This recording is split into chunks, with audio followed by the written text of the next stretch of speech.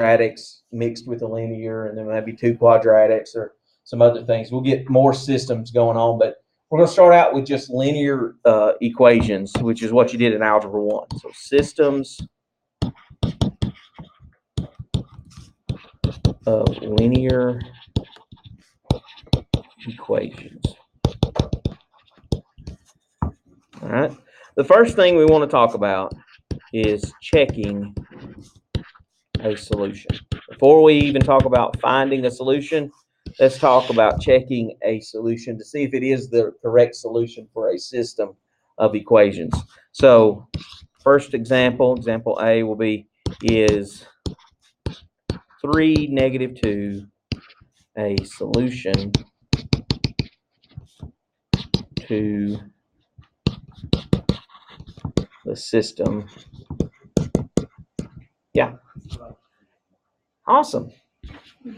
So that's a different kind of problem that can come up that usually can help. I can fix that. That's down.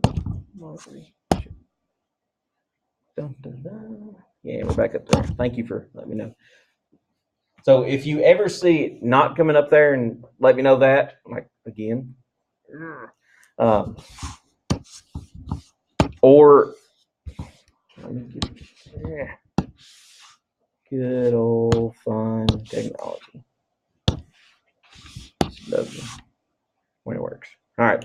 So again, if it goes off like that, let me know. Or if you see this box here disappear, let me know that too, because that means the recording stopped and I need to restart it. So if you see that box disappear, let me know, and I'll restart the recording, and I can splice them together to make one video there, or just link 2 of them to you on there. So if you ever see that go away, let me know, and I'll try to get there. So is 3, -2 a solution to the system y equals 2x minus 8, 3x plus 4y equals 1? And I guess technically I should put a question mark there. Okay.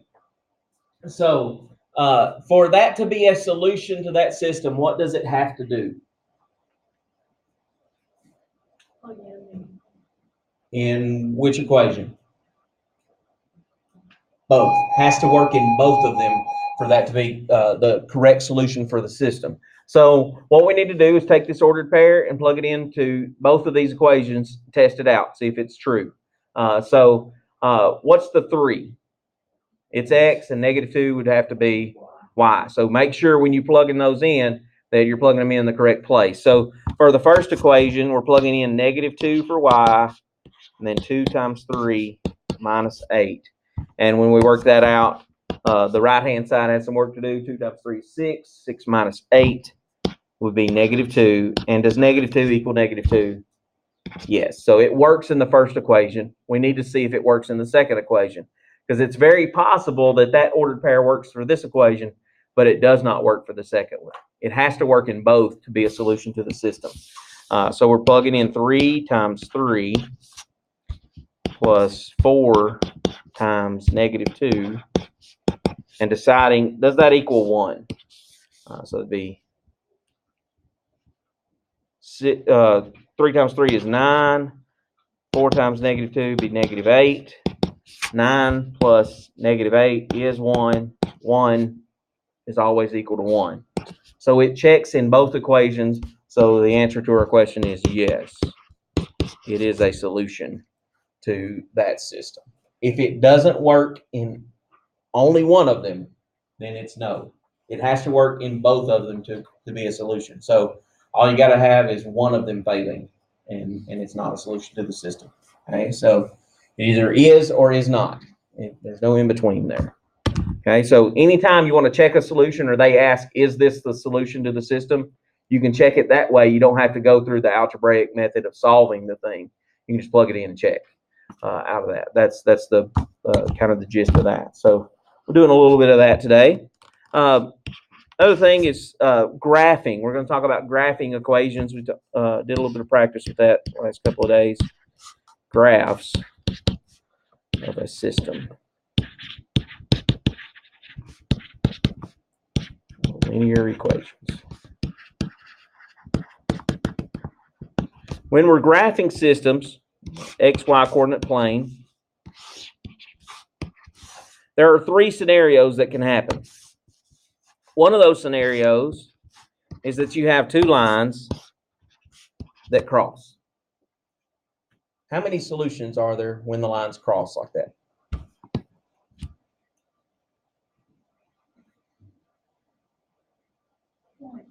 One. How many places are the lines touching? One. That one place where they cross is the solution. So this is a one solution system because they cross right there. That solution would be the ordered pair for wherever that crosses, and we'll work on getting that ordered pair in just a little bit. Okay, so one solution means they cross. They got one place where they cross. That is the one solution. When we start adding up different kinds of equations with systems, when we throw a quadratic in there, it could cross more than once. Could only cross once. May not cross at all. With linears, we got another scenario, which would be that they don't cross at all. What kind of lines never cross?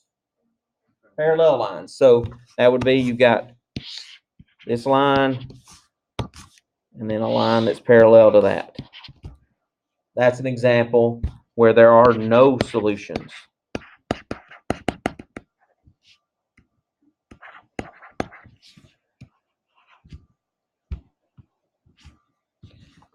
We'll put some mathy words that go with this. One solution is also called consistent and independent. Most of the time you'll hear me say it's got one solution. But understand that if you see the word consistent, that means it's got answers. If you see independent, that means it has one answer. Consistent means it's got answers. Independent means it has one answer. So if consistent means it has answers, no answers would be inconsistent. That would be the math word for that. So inconsistent.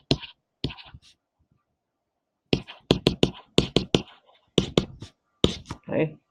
So that's scenario number 2. So scenario 1 is that there's one solution. Scenario 2 is we have parallel lines and they never cross and there are no solutions to that. Third scenario,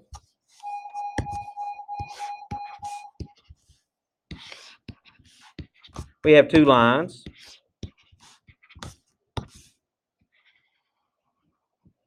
that lie right on top of each other. And I tried to draw that where you could still see a little bit of blue there. So you have two lines that are on top of one another. How many places are they touching?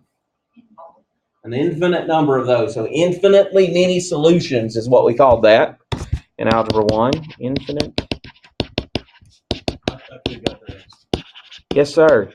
Coach Kaufman has he has a lot of talents, one of which is algebra. I knew they'd make him laugh. You know better than that. Infinitely many solutions. You know, he messed up. He spelled solutions. All right, there we go. Infinitely many solutions. So the mathy word that goes with that would be consistent or inconsistent. Consistent. And what's the opposite of independent? Dependent. So it's consistent and dependent.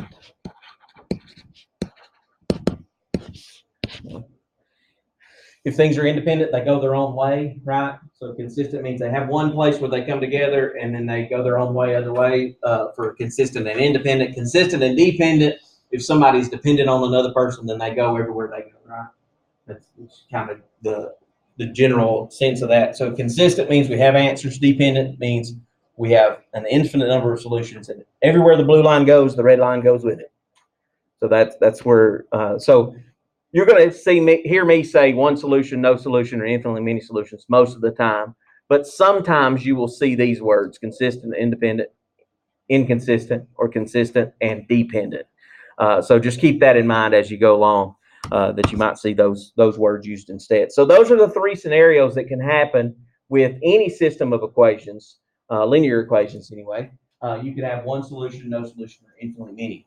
No matter what method we use to solve it, that can be the case.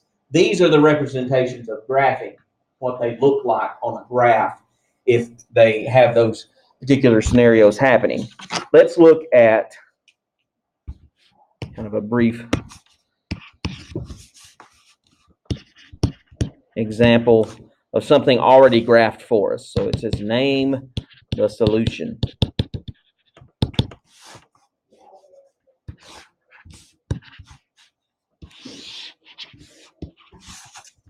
And you might have a line going this direction, and then maybe there's another one that goes here.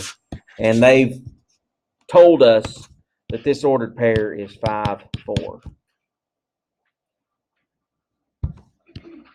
That one that's marked there. Tell us any of the other ordered pairs. Didn't even mark tick marks on the axes for us. They just drew a couple of lines on a coordinate plane and made them cross, and then told us the ordered pair where they crossed. So that means this system of equations has how many solutions? 1. So that means it is also called what? Consistent and independent. What is that solution? 5, 4 is the solution. Okay, that's what we're looking for there. So when we look at a graph of things that are already graphed and ask us for solutions of that, it's just asking where the line's crossing. Even if they're not straight lines, and it's a graph and it asks for the solutions to the system, you're just looking for where it's crossing. And so that kind of comes up. One of the things that you guys are, a lot of you are juniors, you're going to be taking ACT this year. Some of you are sophomores, and you'll probably start taking ACT on your own very soon. They'll have a graph drawn on the ACT, and it may not be an equation you've ever seen in your life, but it's 2 graphs already drawn, and they're asking for the solutions to the system. Well, just based on this generic idea, it's where they cross. That's where the solutions are, is where the lines cross. So that's what we're looking for. So let's look at actually doing one by graphing, something you've done before in a previous life or class. Find a solution by graphing. So here's our system. Y equals 3x minus 2. Minus 2. And then x plus 2y equals 10. Okay? And I'm going to swap over to some graph paper. I'm going to graph this by hand, and then I'm going to do it with the calculator as well, so we can see it with both options there. So I'm going to swap over to a piece of graph paper. If you don't have graph paper, you're absolutely okay. It's not a big deal.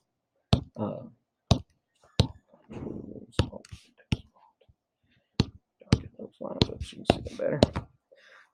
You can just kind of be careful when you're drawing your axis and put tick marks there, and it'll be okay. All right, so now when we're graphing lines, what form do we want the equation in? Fire? Slope-intercept form. What is slope-intercept form? Y equals mx plus b. What's the b? Y-intercept, and then the m is the slope. And we count slope how? Rise over run. Very good. Absolutely. Those things are the things you need to know to be able to do this.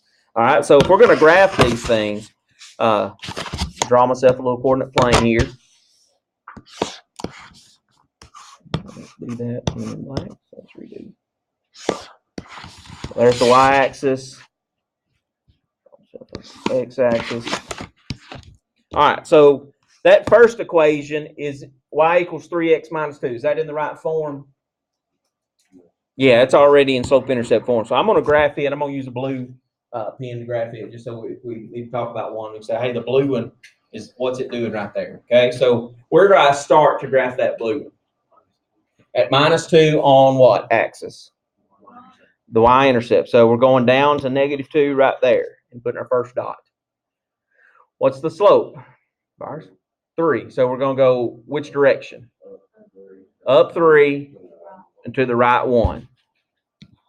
We can do that as many times as we want to. Once is enough.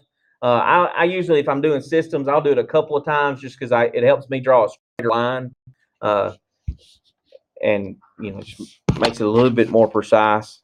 But again, one time is enough. This is where the straight edge, when I talked about things you need for the class, if you don't have a ruler or something, I'm using a protractor from Miss George's geometry class that was left laying up here. Just take you a piece of paper and fold it so it's just a little thicker than what, so your pen will run along the edge there.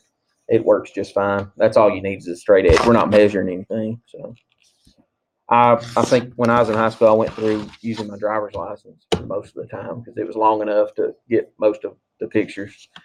So that worked out pretty good. All right, so there's the graph of the first equation. What do we need to do to the second equation in order to work with it? Put it in slope-intercept form. So how would we get there? Got to get y by itself. So first move. Can't do that yet. Got to move the x first before we divide that by that 2 because we want to get y by itself before we do that. So that's going to give us 2y is equal to negative x plus 10.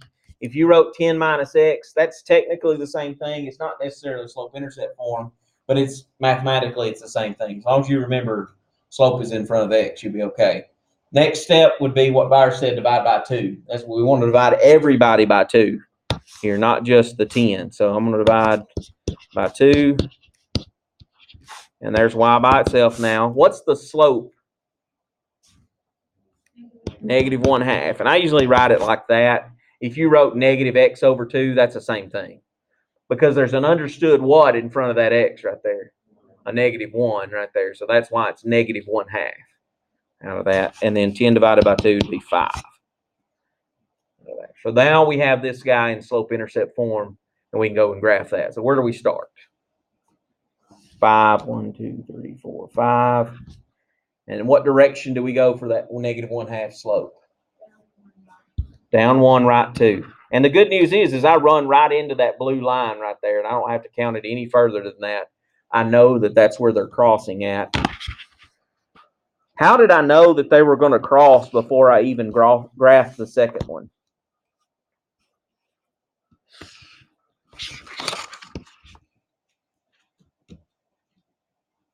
Why did I know that they would cross?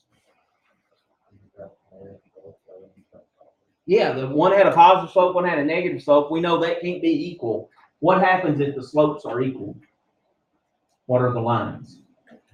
Parallel. If slopes are equal and y-intercepts are different, they're parallel lines. You wouldn't even have to graph them to tell me that there's no solution out of that. If you got them both in slope-intercept form and they were exactly the same equation, what do you know?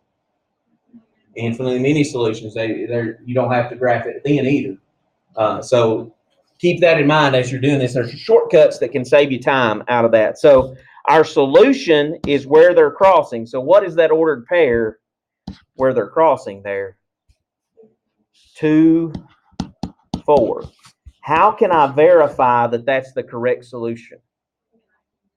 Plug it back into both equations. And I would go back to the originals and plug into those instead of the one where I got y by itself, because if I happen to have made a mistake in solving here, I probably won't catch it when I plug back in. If I go back to the originals and plug in, I'm probably going to catch a mistake if I made one. Okay, so that's graphing it by hand. We've got a nice tool that we can use in here called the graphing calculator. So I'm going to show you how to graph these with that. You've still got to get them in slope-intercept form. Has to be done. Okay, we've already got both of those there. So we're going to graph those. We got y equals 3x minus 2. And then I'm going to go down to y2, and I'm going to type in the negative 1/2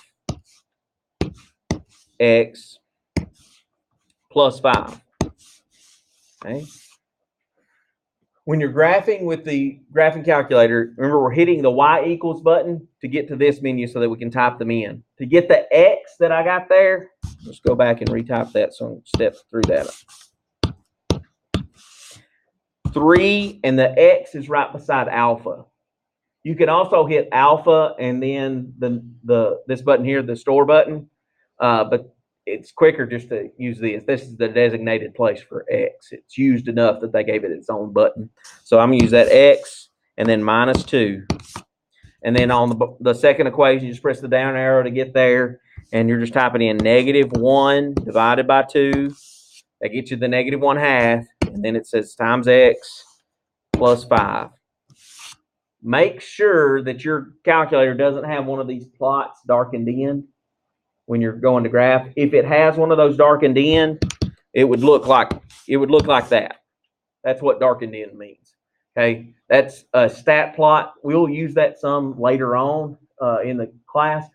We don't need it doing that now. A lot of times that will cause issues when you're trying to get your calculator to graph lines or equations. So we want to turn those off. So to turn them off, you just press the up arrow, and whichever one's darkened in, get it to blinking, and hit enter, and it turns it off. Okay. Once you've typed in your equations, hit graph. And if you don't have the 10 by 10 window, you can always hit zoom 6. Will take you back to the default window. Zoom 6 always gets you back to that normal window. And you see that you've got two lines and they're crossing. You can look at your ordered pair. 2, there's 4.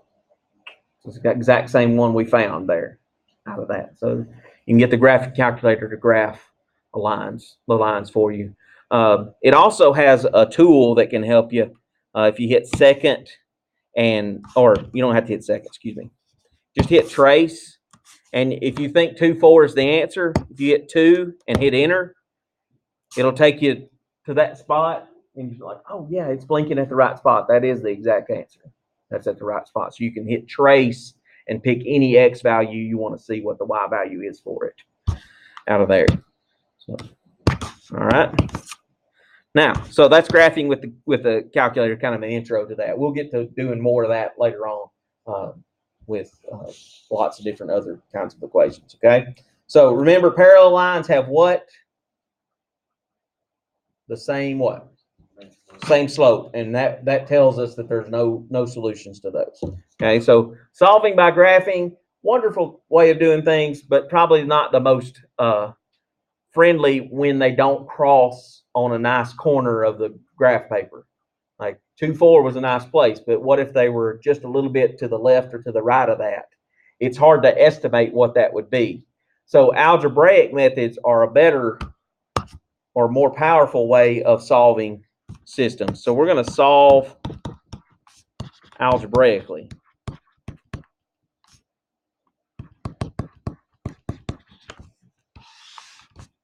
The first method is solve by substitution.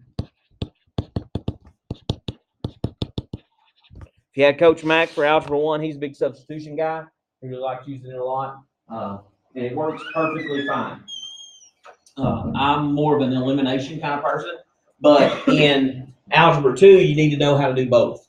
Okay, because when we do 3 variable systems by hand, you've got to be able to do substitution and elimination. If you do substitution the whole time, it is really, really, really, really, really long. If you can throw some elimination and substitution at it, it kind of shortens it up a little bit. It's kind of like playing basketball. If you can only dribble with your right hand, it gets kind of long because people figure out, hey, they can't dribble with their left hand. You're going to lose, right? Because you know how to guard somebody that can't dribble with their left hand. Don't ever let them go to the right and that sort of thing. So you got to be able to do substitution and elimination. So make sure you're practicing both, even though they would both get the same solution when you solve using either method. So be able to do both. All right, so let's look at the first example of that. Let's say we had y equals 3x minus 2, and then x plus 2y equals 10. That should look familiar. That's the same equation set we had when we solved by graphing. Okay? If we're going to solve this by substitution, there are key things that we look for when we're trying to solve by substitution. One of the things we look for is a variable that's already by itself. Do we have that with this system? I already got y by itself, right? On the first equation, I got y equals something. So that tells me y is equal to 3x minus 2. What that allows me to do then is take that part, 3x minus 2, and substitute it anywhere there's a y in the other equation. So I'm going to plug that in so that it's x plus 2 times 3x minus 2 is equal to 10. Now, all I've got is an equation that has x's in it. I can solve equations that have one variable without having to do anything fancy. Just get x by itself. All right, so what's the first step that I should do on that problem? Distribute the 2. So that gives us 6x minus 4. We still got the x here. What's the next step, or a next step? Combine like terms. I like that. So we put those 2 together. What's 1x and 6x? 7x minus 4 is equal to 10. Next step. Add 4 both sides. Good. 7x is equal to 14, and then we divide by 7, and x is 2. That's right. Is that the same answer we got when we did it by graphing? Yeah, absolutely it is. It should be. No matter what method we use, we're going to get the same solutions out of that. Now, how do I get y? Yeah, absolutely. I can take this x, and I can plug it into this equation and get y. I could technically plug it into this equation and also get y. It's a little more work in the second one than it is the first one, so I'm going to use the first one. So plug that back in. Y is equal to 3 times 2 minus 2. 6 minus 2 is 4. So y is 4. The final answer is an ordered pair, 2, 4. Make sure you're always x first, then y. How many times folks get the right answer and then just put it in backwards and it's wrong out of that. Khan Academy, very, very picky. Me too. If you put it in backwards, it's wrong. How could we verify that that's the correct answer again? Plug it back into both equations, make sure it works. And it does. So we've already verified that. So, all right, let's do another one that's some substitution stuff could happen here. So 3x plus 2y is equal to 1. Negative 2x plus y is equal to 4. So when we're trying to solve something and we want to use, we've made up our mind, we want to use the substitution method, we either look for a variable that's by itself or we try to find a variable that's easy to solve for. Would there be one of these equations where a variable is easy to solve for it? Which one? The second one. Solving for which variable? Y. If we get y by itself on the second one, that's a really easy thing. It's a one-step process, right? We look for that. If we're trying to decide which way to solve an equation, if that's what's happening, sometimes the substitution is the quickest way to solve. So we're going to try to do that here. So how do we get y by itself on the second equation? Add 2x, good job. Y is equal to 2x plus 4. And what do we do from there? Plug it into the other equation. That's absolutely right. So we're going to take 2x plus 4 and substitute it in for y in that equation. That's what we're doing. Okay, so that gives us 3x plus 2, parentheses 2x plus 4, and that's equal to 1. And then from there, we solve that for x, much the same way as we did the previous example. That'd be 4x plus 8, that's 3x. Simplify like terms there, so we got 7x plus 8 equal to 1. Subtract the 8, negative 7. So x is what? Negative 1. All right. Once we get that, what can we do to get y? Plug the x back in. So you can plug back into either of the two original equations, or you could even plug back in here. The only thing you're risking by plugging back in here is that you may have accidentally made a mistake or miscopied something here, and you won't catch your mistake if you do that. I'm pretty sure we did that right, so I'm going to plug in here and use it. The originals are always maybe a safer bet, but I know I did that right, so that'd be negative 2 plus 4 is 2.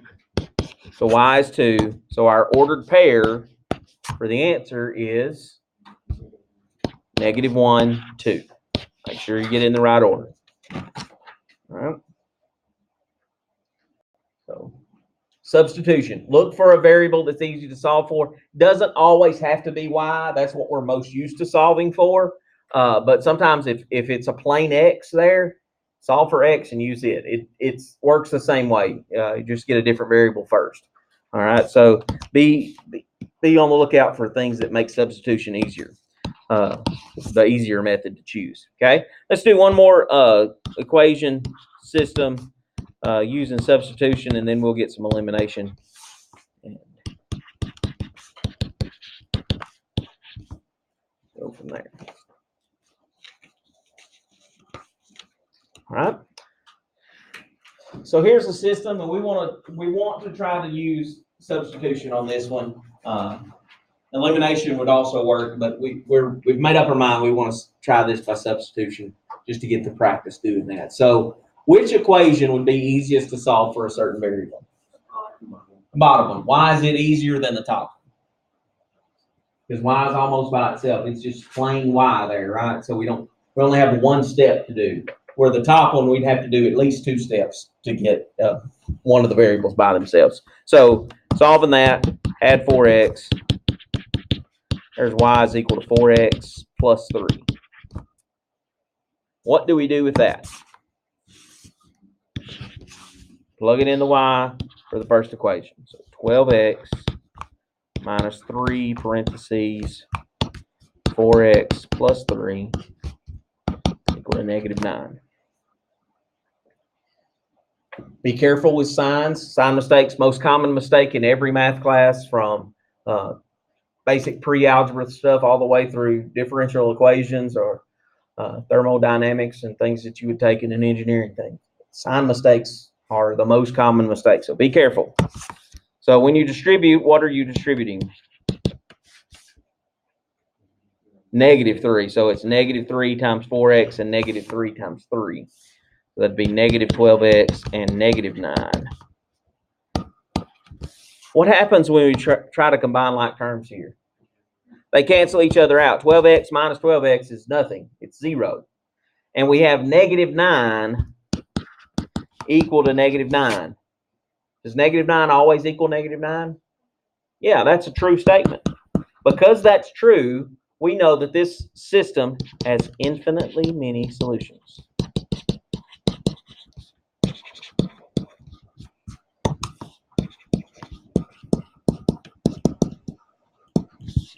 If we ended up with all the variables canceling out and we ended up with something like 7 equals negative 9, that's not true, and that would be a no solutions situation. So if all the variables cancel out, you look at what's left. If it's true, it's infinitely many solutions. If it's false, it's no solution. Okay. So there's another practice with substitution. Let's look at elimination.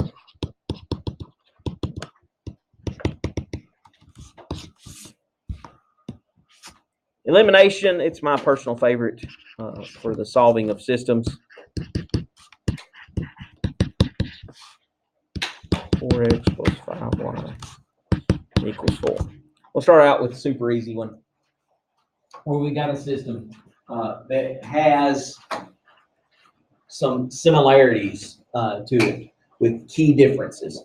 All right, so when we're looking at doing elimination, what we're looking for is to eliminate one of the variables. It doesn't matter which one, we look for the one that will eliminate the easiest. So the things we look for is across both equations, do we have opposites as coefficients for the x or the y? So for this one, we look at the y's, we got negative 5y, and then on the second equation, we got a positive 5y. Those are opposites of one another. And if we took those two equations and added them together, what happens to the y's? They would cancel out. So if we add these together, negative 5y cancels out a positive 5y. 3x plus 4x is 7x. And then 10 plus 4 is 14. And then we can take that. We got a one-step equation to solve. This is why elimination is one of my favorite, because it's always a one step at that after you get your elimination done. So divide by 7. X is 2. Now, how do I get y? I don't have an equation that says y equals. Plug it back in. Does it matter which one I plug into? No. Pick whichever one you want to. It doesn't matter. I usually will look for ones that don't have sign changes in them, just because it it doesn't introduce a problem for me. So the bottom one here is I've got all positive numbers in it. So I'm going to plug into it instead of the top one. It will get you the same answer if you do it correctly, no matter which one you plug into. Okay. I'm going to use the bottom one because it's got all positive stuff. So 4 times 2 plus 5y is equal to 4. And then 4 times 2 is 8 plus 5y is equal to 4. And if I divide or subtract 8, it'd be 5y is equal to negative 4. Last step would be divide by 5. And we get a fraction, and that's okay. Fractions are numbers. Negative 4 over 5. So ordered pair, 2, negative 4 over 5. Again, how do I check to see if that's the right answer? Plug it back in to both equations. Okay, so if I plugged 2, negative 4 over 5 into this one, that would be 6. The 5's cancel out, so 6 plus 4, which is 10. That works in the top one. The bottom one, 8 minus 4 is 4, so it works in both of those. So you can work those out and check those in that way. Very easy. When you have opposites, there's nothing you have to do. Just add the two equations together and get the cancellation to happen, that eliminating of a variable. 3x minus 7y is equal to 10. 3x minus 4y is equal to 4. Big system here. Do we have opposites in this system? No, but we do have some similarity, right? What's the similar thing here? They both have a 3x. So we could easily eliminate x by just multiplying one of those equations by a -1 and then adding. That would get us an opposite on that. It does not matter which one you multiply by -1. Just pick one of them. I'm going to pick the bottom one to multiply by -1. I could have just as easily done the top one. Doesn't matter. That gets me -3x. -1 times -4 is positive 4y. -1 times positive 4 is -4. And then the top one, I haven't changed it at all. So I'm just recopying it.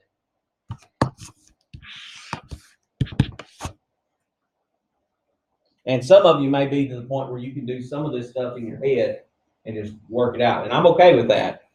Just know that if you're making mistakes, it's hard for me to go in there and see. So if you're getting them right, we're okay. When we start getting them wrong, then get out some paper and write it down, and we can figure out what's happening. And usually you'll find it before I will. Anyway, so what happens to the 3x's? Cancel out, and then we have -7 plus 4. -3y, and then 10 plus -4, +6. Solve that. Y is -2, right? What do we do with that? Plug it in. Neither of those is any better than the other. I'm just going to go back to the top one there and plug into it. So 3x minus 7 times -2 equals 10. It'll be 3x plus 14 equals 10. Subtract 14. 3x is equal to -4. Divide. X is -4/3. Ordered pair, -4/3, -2. Now, this is one of the advantages of solving algebraically, is when you get fractional answers there, it's pretty hard for you to eyeball -4/3 on a graph. Because I don't know anybody that's eyeball is calibrated enough that they can tell the difference in -1 1/3 and -1 and 2/7. Not much difference decimal wise to those, but there's a difference, right? So this is where algebraic methods trump the graphic methods, because you can get exact answers. Graphing, we got to guess a little bit when it's not right on the spot. So the algebraic methods really do get us better answers out of that. All right, let's look at another one. See some other method for elimination that might work out for us. 3x plus 3y is negative 15. 5x minus 9y equals 3. Example J.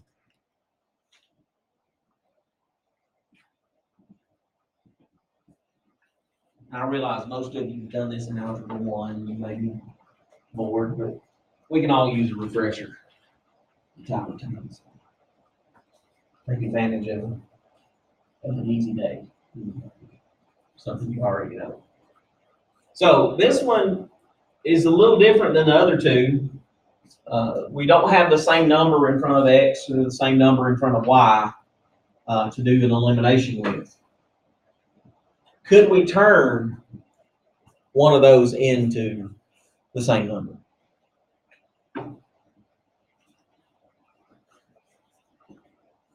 Can I turn a 3 into a 5? Easily. No, not easily. Can I turn a 3 into a negative 9? Yeah, pretty easy, right? How do you turn a 3 into a negative 9? Yeah, so I need to multiply this top equation by negative 3, or not negative 3, but positive 3, so that it stays positive 9. So we need opposites, right, for elimination. So we're going to use positive 3 to get that. So we're going to multiply that entire equation by that 3, not just the y part. That changes it to 9x plus 9y is equal to negative 45. And in the second equation, we're not doing anything to, because now we have opposites.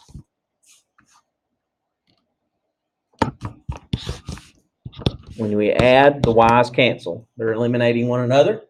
9x and 5x is 14x, negative 45 plus 3. Negative 42. Yeah, divide by that 14, and x is equal to 3. Negative 3. Careful on your signs. Yeah, negative 3.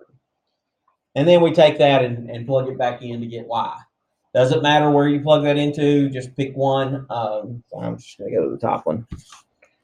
This one is really not advantageous either way. Both of them have some minus signs.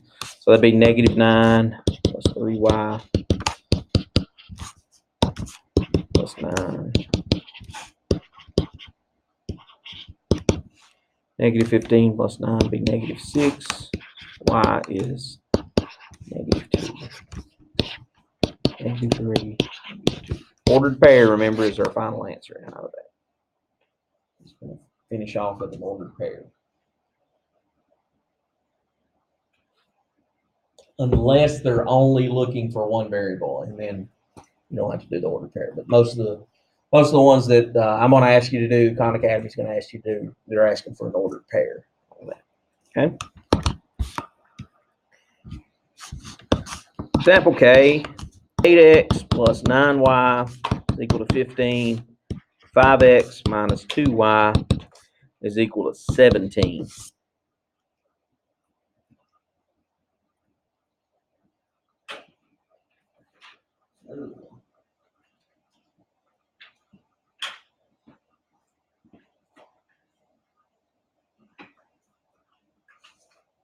All right, so 8 and 5. Could I turn an 8 into a 5 or a 5 into an 8 pretty easily? No. How about a 9 and a negative 2? Not any easier, right? So does it matter which one I try to eliminate? No, just pick whichever one you think. I would go with the y's because they're already positive and negative. That's not necessarily, you don't have to do that, but since they're already positive and negative, I don't have to put a sign in there. It's already got the opposite signs. I just need to get the number the same. What number do 9 and 2 both go into? 18. So we just need to turn them both into 18s. Now, how do I turn a 9 into an 18? Multiply by 2. Happens to be the same number that's in front of y. Sometimes that's the case. Sometimes it's not the case.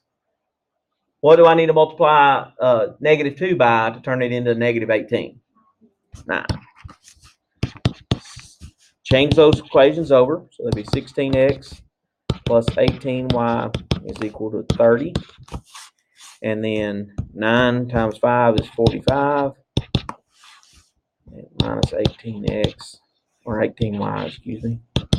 And then 9 times 17 would be 90, and 63 would be 153.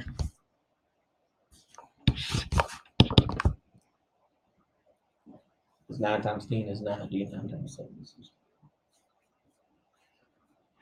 Now what? Add them up, right? Cancel out the y's. 16 and 45, 61. And 153 and 30 is 183. Divide by 61. Everybody knows how to divide by 61, right? You can do it with a calculator, or you can do it by hand. Either way, 60 goes into 180 3 times, and 1 happens to be 3. 3 times, so 3.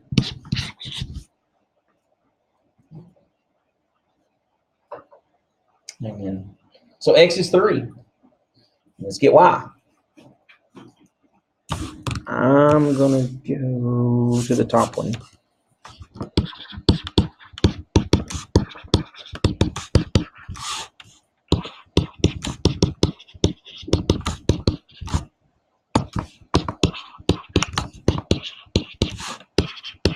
Once you get to this solving equation stuff, that should be fairly simple for you. Be careful, don't get in too big a hurry. For solving these, make sign mistakes. Again, that's the most common thing that can happen. 3, -1. So, might need to multiply both equations by something to get the solution to the system, or to get a variable to eliminate out of that. So, be careful, be mindful of that. Sometimes you'll have to multiply one of them by a negative and the other one by a positive, something like that, to get the opposites out of there. So just keep that in mind. You've got to have opposites on those variables in order to do that. Let's look at one more, and we'll call it a day. 15x plus 12y is equal to 11. -5x minus 4y is equal to 8.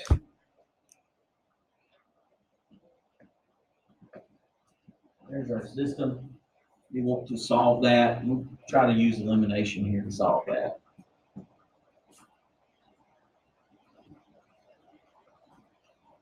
So I notice I've got opposite signs on both variables, so that makes it a little easier to work with here. I don't have to introduce a sign. What variable would you guys like to eliminate here? Y. Y works fine. How will we eliminate y? Multiply the second equation by 3. Absolutely correct. Oh, me. And then 24. And then we end up with 15x plus 12y is still equal to 11. What happens when both of them are eliminated? What's on the left side? Nothing, right? Which is 0. And on the right side, we got 35. Is 0 ever equal to 35? No. This is a false statement, which means that there's no solution. So it goes back to the same idea when we were using substitution. We got all the variables to eliminate, and we looked at what was left. If it's true, and if you're using elimination, true would be 0 equals 0. And that would be infinitely many solutions. Here we have 0 equals 35, which is absolutely not true. So it's no solution. This is an inconsistent system. If you got them both in slope-intercept form, what would we know about these two? Without even working it, I can tell you right now that they're both have what? The same slope, because there's no solution, and they're linear equations. So they have to be parallel, and parallel lines have the same slope. Without even doing any work. I can tell you that just by solving it by elimination. So we get a lot of things out of that system there. All right, so that gets us our first official lesson about solving systems of equations. You've got some time left today, so if you want to start on your Khan Academy today, that would be wonderful. You can go ahead and do that. Get a Chromebook, sign in, and I've already assigned that to you. And you can go ahead and get started, get a few of those under your belt. And then tomorrow you got a work day in class. So we're going to have a work day tomorrow where you're working on those Khan Academy assignments and knocking those out. Our first quiz will be Friday. When we come into class, I'll take a couple of questions at the beginning if you've got any, and then we'll take our quiz, and then we'll do the next lesson after that. Okay, so first quiz is Friday out of that. All right.